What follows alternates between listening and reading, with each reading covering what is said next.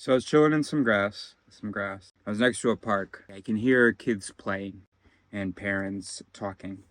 It's mostly the parents talking to the kids playing and stuff. Sounds like they're having a lot of fun. One of the parents says, "Stop yelling." to one of the kids. They were in the park. Everyone was in a park. Out in the middle of, I mean, what do you mean stop yelling? The kid wasn't screaming, wasn't upset about anything. Look, I don't know what I'm talking about. I haven't been a parent, but just hear me out. I'm not mad at that parent. I don't blame that parent. That's what everybody does. And we do what everybody does. That's part of our programming. I was in a library the other day, and these two kids come upstairs. I was all alone upstairs working. It's the kids section. I'm at a little tiny table trying to publish videos on the Wi-Fi. Two kids come up and they're looking at books, they're talking, they keep looking at me because I look kind of funny. I maybe have my hair in buns or something. And it was real nice. And then the mom comes up and she goes, "Shh. Okay, you guys decide what you want to get, okay? Shh." And the kids weren't speaking at normal volume, but they certainly weren't whispering. So it was like, "Oh, we should do this.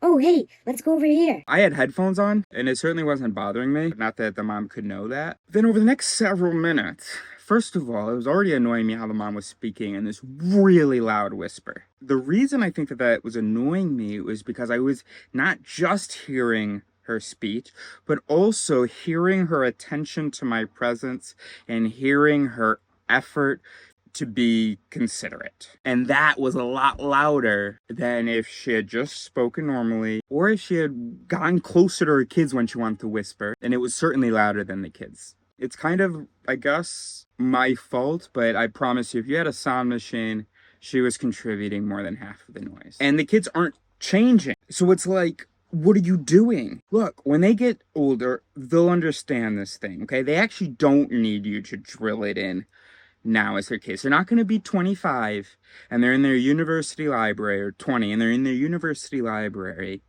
just making tons of noise. Oh shit, my mom didn't me all the time every time I was in a library as a kid, so I have no ability to now develop the instinct of speaking quietly in the library. So I'm trying to ignore it, and she's trying to keep the kids down, but making just as much noise. And also an unnatural noise. The kids are talking about books. You're going, shh. I mean, you might as well just keep saying, "Look, there's a gentleman there and he is doing things. Look, there's a gentleman there and he is doing things. Look, there's a gentleman there and he is doing things." how can I work with that? How can I tune that out? So at some point, she shushes her kids or something. And I think I took off my headphones and I said, no, really, it's like, I didn't want to say they're at a fine volume because I didn't want to, I'm not going to tell you whether your kids are doing all right or not, right? I said, no, really, it's okay. And I had already anticipated that if I say that, well, she's going to think that I'm saying, hey, don't worry about it. And then I might still actually be bothered by the kids. And so if I say, don't worry about it, as sort of a weird politeness, even though I'm actually still bothered. She, I anticipated, would, if she interprets it that way, would respond. No, but it's important that they learn this anyway. And so I wanted to circumvent that, but I ended up not using a phrasing that would do that for other reasons. Because I was concerned that then it would seem like I was co-parenting. So I said, no, it's fine. I think I was also planning to say something else, to ask her a question about something unrelated to move the attention off of that. In any case, she said, "No, but I need to teach them anyway." I actually hate when people say to parents, oh, no, it's like when people are around me with my dog and they're like, oh, let him play. Oh, he's just doing this and just doing that. Okay, for you, it's this one time when you're here, but I need him to learn. And so just because that makes you a little bit uncomfortable that I'm denying him some liberty, butt out, because I need him to learn that. And don't act like I'm like being a bad master by making sure he learns this thing. So I totally get that. Except when I'm doing it with my dog, I don't know, it fucking works. I'm saying no, and he's not doing the thing. And maybe I have to keep saying no. But it's not like where she was going shh, and they just kept talking. So anyway, she was just it was just not effective. Just do it another way then. But the kids are not bothering me right now. I know you want to teach them that, but you have to do it another way. So what I said to her when she said, "Oh yeah, but they have to learn anyway, blah blah," I said, yeah, but all I've been hearing the last few minutes is shh. She said, "Ah, got it. Okay, understood." And then a few minutes later, I did ask her a question, and so we parted on fine terms. That story was not supposed to be that long. I'm waiting for a video to export. Thanks for hanging out with me. Because now that was just supposed to be the setup. I forgot that. I'm sorry. So these two parents telling their kids, like, be quiet. One in a park, which is weird to me. And then the other consistently and effectively doing it. But I guess I understand that impulse in the library.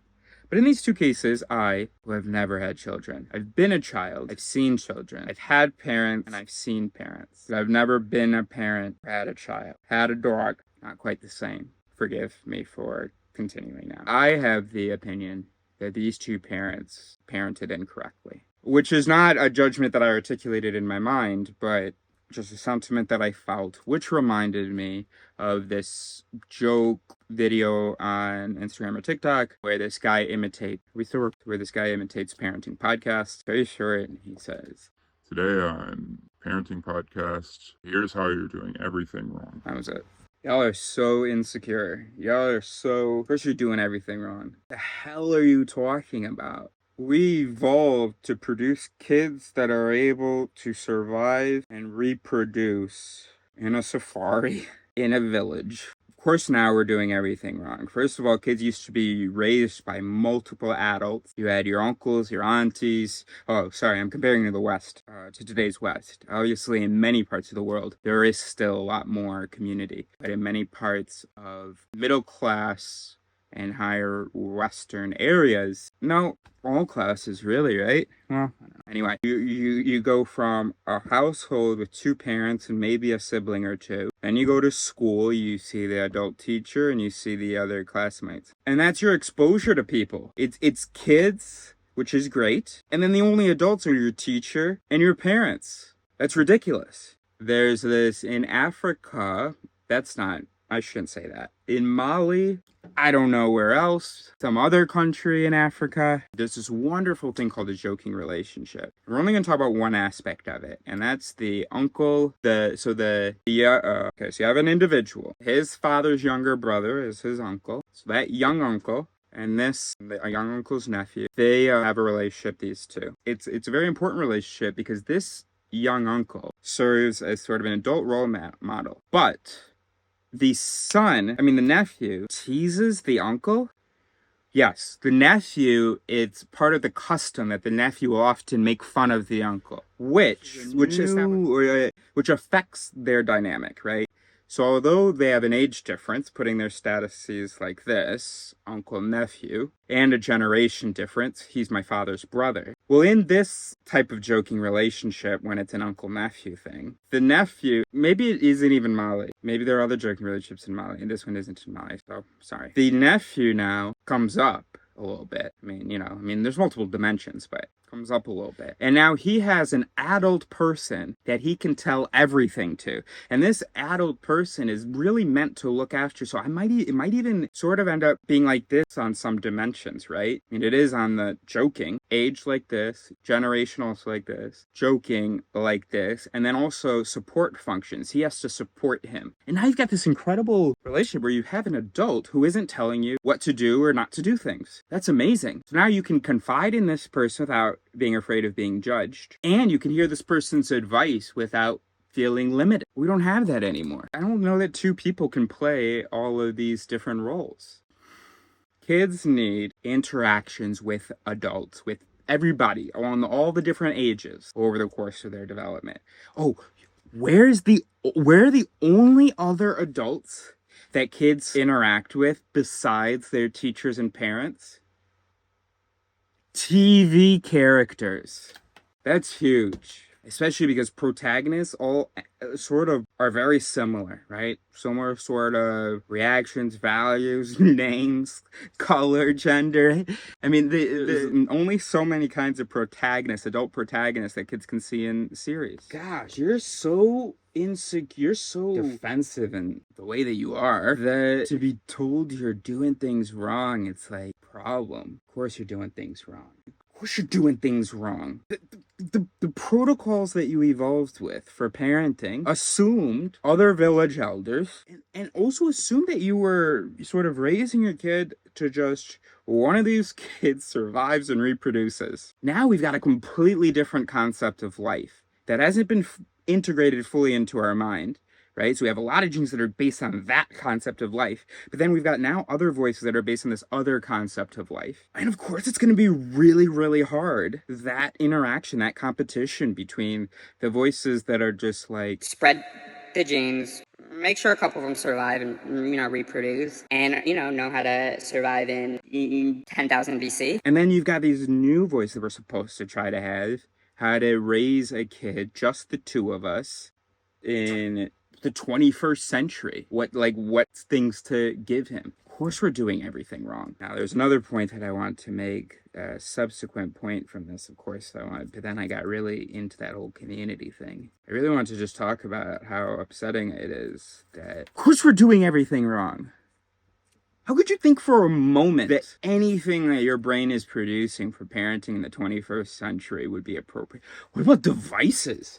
Oh my God. There is not a single... Okay, there are some things. Puberty is still the same. And even puberty is really affected by the internet, by probably different chemicals and stuff that have changed in our consumption. Okay, but no, there are some things, A kid's gonna have a rebellious stage, which is an important thing. And of course, you're gonna hold on to them, and they're gonna have to push. That's how we've evolved. That's our programming. You hold on, they push until they win, hopefully. Then they can come back, and you can be true individuals. Okay, mother, child. Well, actually, mother. Don't just pretend this is off frame. Okay, still mother. What's that? Child. Okay, now push. Wait, no, hold on. By the way, okay, learn stuff. Sorry, learn stuff. Okay, now push, and now you're supposed to be learning from Theo. Okay, so push, pull, because you still teach them stuff. Okay, pull, leave an impression, form a self based on a whole bunch of other stuff. Come back, form a relationship, a healthy exchange relationship. That's what we're programmed to do. So parents continue to follow your programming of trying to hang on to them so they know that you love them. Eventually they should win, and then hopefully they'll come back, and now you've finished creating an entire individual. Because so long as this, you haven't created an individual yet. You still haven't created an individual, still haven't created an individual. You have not created a human being yet. Now, is that two different things, a human being and an individual? Yes, in some ways, but is it in this way? Because is it that important to be an individual? Well, look, that's the way it is in the 21st Western society. So, and your job as a mother, if you're a mother of the 21st century, it's to produce an individual, not to produce another limb. There was a time when that was normal, that the mother was just producing another limb, sort of. But now we've got different ideas of identity. So you haven't produced an individual until it's an independently sufficient life entity. Right? So long as there is an umbilical cord of information, emotion, whatever. Now, there can be channels. Of course, we have channels of people. But you cut the umbilical cord, and now you form a channel. Right? Okay. Anyway, so there are some things that are the same. There's a lot of things that are very, very different. Of course, we're doing everything wrong. And so long as that's an insult, you're going to continue to do everything wrong. But I'm not insulted by that. I'm still going to do everything wrong because we just don't know how to do things correctly. That knowledge doesn't exist yet. But certainly when someone tells me I'm doing everything wrong, I'll go, oh, okay. And then if they don't have information, or if the relationship between their ideas isn't clear and it sounds like just a mess of voices where the ideas aren't really even clear in their own heads, then I'll go, oh, okay, never mind, fuck you. So then you can do that, but okay. Oh, did this sound like a voice mess? Like the ideas weren't clear even in my own head? Fuck you.